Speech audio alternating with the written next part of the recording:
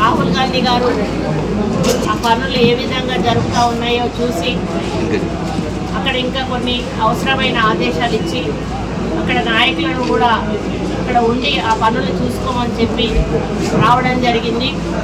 మరి ఇక్కడ MP candidate గారు దుబ్బాక నియోజకవర్గంలో ప్రచార కార్యక్రమం నిర్వహిస్తున్న సందర్భంలో మరి ఏఐసిసి ఇన్ఛార్జ్ గారు నేను కూడా మధు గారితో కలిసి కార్యక్రమాల్లో పాల్గొనడానికి ఇక్కడికి రావడం జరిగింది.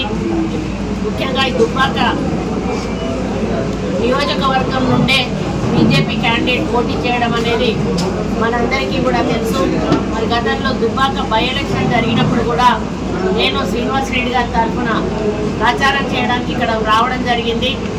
ఆ రోజు బీజేపీ క్యాండిడేట్ చాలా ప్రమాణాలు చేసి చాలా వాగ్దానాలు చేసి కేంద్రం నుంచి మరి ఈ నిధులు తెస్తా ఆ నిధులు తెస్తా, కేంద్ర ప్రభుత్వం మాదుంది కాబట్టి దుబ్బాకనంతా కూడా మరి పెద్ద డెవలప్మెంట్ చేసి మీ అందరికీ కూడా మంచి పరిపాలన అందిస్తా అని చెప్పి ఆ రోజు ఓట్లు వేసుకోవడం జరిగింది.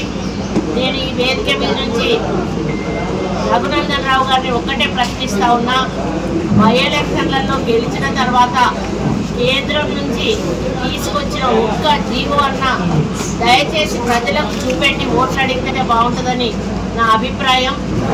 మరి ఈరోజు ఇన్ఛార్జ్గా ఉన్న శ్రీనివాస్ రెడ్డి గారు అధికారంలో లేకపోయినా కూడా ఇప్పటికే మొన్నటి నుంచి ఒక 5 నెలలు కూడా అలగాలి మేము పరిపాలన తీసుకొని ఎన్ని కోట్లు శాంక్షన్ 40 కోట్ల రూపాయల నిధులు శాంక్షన్ చేసి ఈరోజు దుబ్బాకను అభివృద్ధి పదంలో నడిపిస్తూ ఉన్నాడు.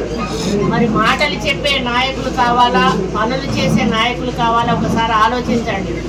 ఒక ఇన్ఛార్జ్గా ఉన్న నాయకుడే 40 కోట్లు తెచ్చాడు అంటే రేపు ఎంపీ క్యాండిడేట్గా నీలం మధు గారిని గెలిపిస్తే కేంద్రం నుంచి మరి ఇండియా కూటమి తప్పకుండా గెలుస్తుంది. మరి అక్కడి నుంచి ఇంకా నిధులు తీసుకొచ్చి మేము ముందుకెళ్ళే అవకాశం ఉందని కూడా ఈ సందర్భంగా విజ్ఞప్తి చేస్తూ ఉన్నాను.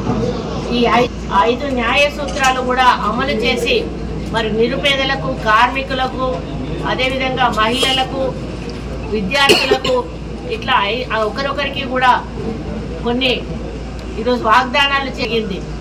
స్టేట్ గవర్నమెంట్ ఎలక్షన్స్ ముందు కూడా 6 గ్యారంటీలు అని పెట్టి మేము 5 గ్యారంటీలను అమలు చేసి గర్వంగా ఈరోజు తలెత్తుకొని ఓటర్ల దగ్గరికి వెళ్ళి ఓట్లు అడుగుతూ ఉన్నాం. మేము గ్యారంటీలు అమలు చేశామని.